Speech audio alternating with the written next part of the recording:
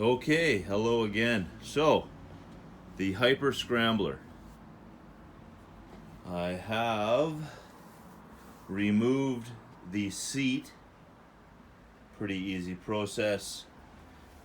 Had 10 millimeter nuts, washers, 6 points of contact. I removed the seat to see if I could find a loose connection in the wiring harness here. Everything looks like it's tacked down well. I don't see any loose connections at all. The reason I'm looking for a loose connection is because when I had this bike out for a ride yesterday, every time I hit around 40 kilometers an hour, and I'm in Canada, sorry about that for you guys in the States, but anytime I hit 40 kilometers an hour, I had this sort of a jarring engine cut off briefly, and it would sort of launch me forward a second while the momentum stopped, and then it would kick back in, and it was quite concerning and a little weird. I don't know why it was happening. I have sent a ticket to Juiced Bikes in hopes that they can help me figure this out.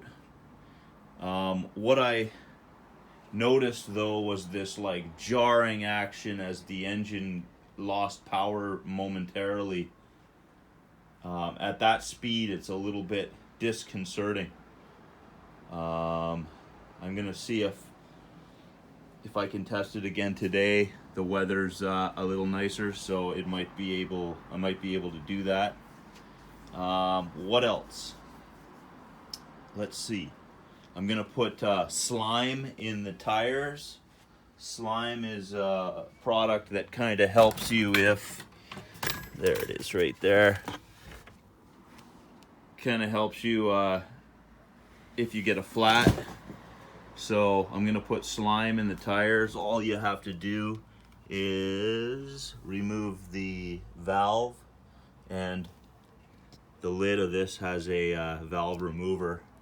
Shoot in like a quarter bottle into the tire, and then pump the tire back up and spin the wheel, and it kind of spreads around the circumference, and theoretically helps you if you get a flat, to seal that flat and keep you on the road versus getting a flat tire out in the field and being far from home and blah blah blah. So I'm gonna go ahead and install that on both tires and hopefully get it back up to pressure. When I took it to my buddy at the bike shop yesterday, he said they felt a little low and he put more air in, and they are rock hard right now. I'm thinking that's over 30 psi, but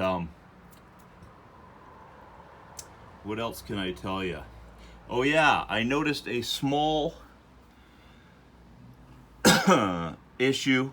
I was riding down a bike trail. I realized I went the wrong way. I went to turn around and give it some throttle to get me going again, and there was just nothing. And I tried hitting the throttle about 3-4 times, and then finally it clicked in and I went. So I believe there are shorts or something going on with this bike.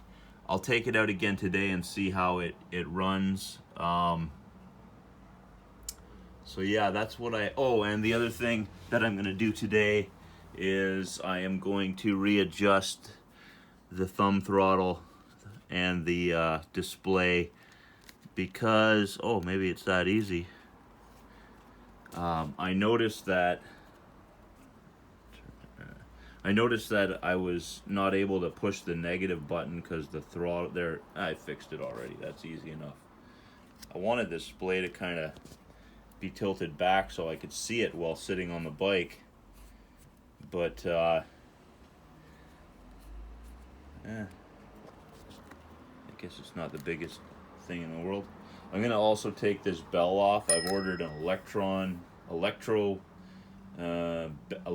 bell, basically, or air horn. I'm not sure what it is exactly, but a guy on the Facebook page for juiced hyper scramblers suggested it. I believe I can attach it anywhere, and it has a little button you push, which might be good. This bell does alert people that you're coming up behind them or gonna pass them or whatever, but I think that the air horn sounding one might be a little bit more noticeable to people. Played with these connection points a little bit. Didn't seem to be loose. So yeah, I'm a little bit confused as to why I'm having that issue. There's the tail light. It just attaches to the bolts that hold the seat in. But I'm wondering why I'm having that problem, and I hope it's not a big deal. I hope it'll solve itself, but I have doubts at this point. I have sent a ticket to Juiced Bikes. I know that they're really good about getting back to me on all the questions I've had. So hopefully, I just tied my key onto a piece of paracord. I'll wrap that around my neck and have it with me. They've been really good about getting back to me. Their communication is excellent. So I'm hoping they'll be able to sort me out. I'm sure that I'm not the only one having problems. Others have, from what I understand, have had problems too. I hit the battery that was damaged with a Sharpie. I don't know if you can see that. Yeah, there you go. And it kind of covered up the scrapes. A little bit of mud on there. It's kind of yucky weather right now. I'm gonna wipe that down too. Anyway, that kind of, they're still noticeable, but at least they're not silver like they were. So yeah, there is the bike in its current state, and I'll be putting that slime in. Fixed that already. Couldn't figure out the electrical problem. Not that I'm an electrical technician or anything. So hopefully they'll get back to me and be able to sort me out. I'm kind of loving the bike, but I don't like that feeling of a sudden power loss. Somebody suggested that if I how do I do this with one hand? There we go.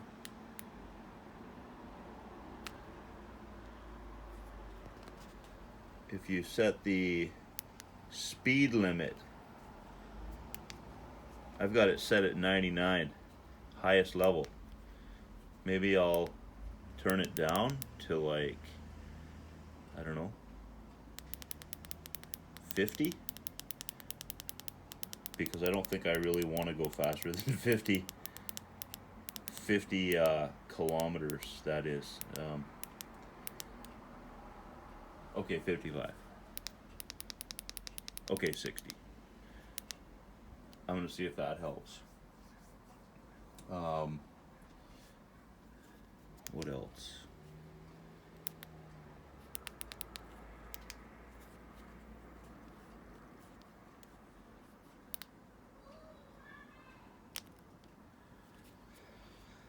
I definitely run it with the torque sensor off.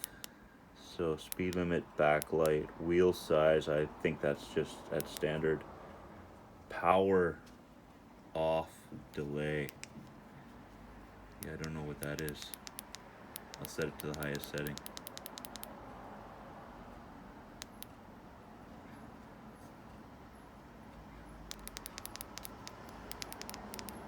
Power off, delay. If it sits idle too long, I don't know what that means.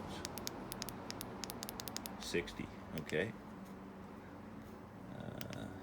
Torque, I run it with the torque off because I find the torque to be feeling really jumpy when I'm using it. First ride I took was with the torque on, and it was like insane. It shot me every time I pedaled. It just launched me, and it was really jerky. So I'm going with that. I've put I guess I put 20 kilometers on this yesterday. Always on, unit, light. I've got it set for the switch. I think that's good. I think your option is always on. I don't think, always on might be good actually. Yeah, I'm gonna leave it on always on. So, I don't know if I can hold the phone. There's that light. I got it caught in the wheel after I took it off and gunned it. There's the blink mode, pretty cool. I tend to run it in blink mode constantly because I think it catches driver's attention better. I'm gonna cut off the video now, but and there's that single light that I thought was I thought they screwed up and put a single light on my bike, but it turns out someone pointed out that they did make a video in which they planned to go to this light on the Hyper Scrambler instead of the dual light that originally we saw in every video and every photo before we got the bikes. But apparently they've responded and said that there was some issue with the dual light, didn't work with this system, so they've gone to a single light, and that's fine with me. Now that I know the answer to the question, I'm happy with that.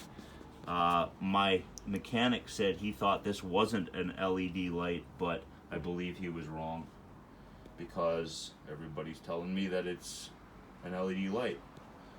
What else? That's all I can think of right now. Yeah, gonna adjust this bell. I'm gonna remove it for now, and then I'm gonna put it on some other way. I just don't like where it's sitting. It's not natural at all. It's meant to be on that side of the bike.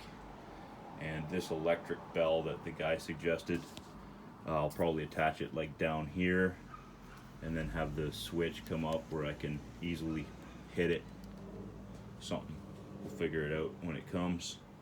But there's the bike. Oh, and I took it on 20 kilometers is on the odometer. And 20 kilometers and that battery meter has not moved. I have not dropped even a bar. I charged this Tuesday night. I took it on a little ride up and down my street. And then yesterday I took it on a pretty lengthy ride across town and back, and that battery meter is still reading full. Now that might mean that the meter's not working, or it might mean that this battery is super kick-ass, and if that's the case, I'm in love with this bike because the Super 73 was killing the battery super fast. So if this thing has that kind of range, I'm pretty impressed. Anyway, folks, I hope you are enjoying your Hyper Scrambler and working out kinks. Please let me know if anyone has an idea why I'm getting that power drop, that engine stop around the 40 kilometer mark. It's pretty quick. When I'm going that quick, to have that sudden loss of power, it really pushes you for a minute, jars you, It's not enjoyable. So I'm hoping that'll get fixed. Also curious as to about that power issue I had when I was turning around and I had no throttle for a minute there. So turn this off for a second. Love how easy that battery is to turn off and on. And there's the custom 73 plate that I put on it. Sticker. Oh yeah, both sides. I have ordered a BMX style handlebar, and when that arrives, I'm hoping I can put it on there easily with an old school number plate on the front, and I'll put the number 73 on that too. I think that'll look pretty cool. So time to get ready and geared up and take this thing out for another test ride today. After I do the slime, reattach the seat, and that's the tool I use to take the seat off too. Just an extender with a 10 millimeter head on it, and that did the job. So hope this helps some people. I have yet to see the chain rubbing on the tire, but I know that it rides extremely close to it when it's in this highest gear, and that is concerning. But so far, no signs of rubbing, and that's good. I know this is a little bit repetitive from my post-trip ride the other day, but I have better light now, and I know some of you guys were not pleased with the dark situation that was going on. So hopefully this helps you guys see a little bit better. And there's the quad lock motorcycle mount that I've put on it to hold the phone, and it works very well. Yeah. Oh, and I've ordered some pegs. I hope they work out. They should clamp onto one of the bars back here and fold in and lock in and then fold out. That's the plan. I hope that works out. That way I could double the girlfriend on this thing safely, because the seat's definitely long enough, you know, for two people, which is a great thing. And then today I think I'm going to use my full-faced helmet. I was using this nut case helmet for riding around, and I've got a full-faced downhill helmet that I think I'm going to use, because this bike is quick. Alrighty guys, I'll cut this off now and get to work, and have a good day. Thanks for watching.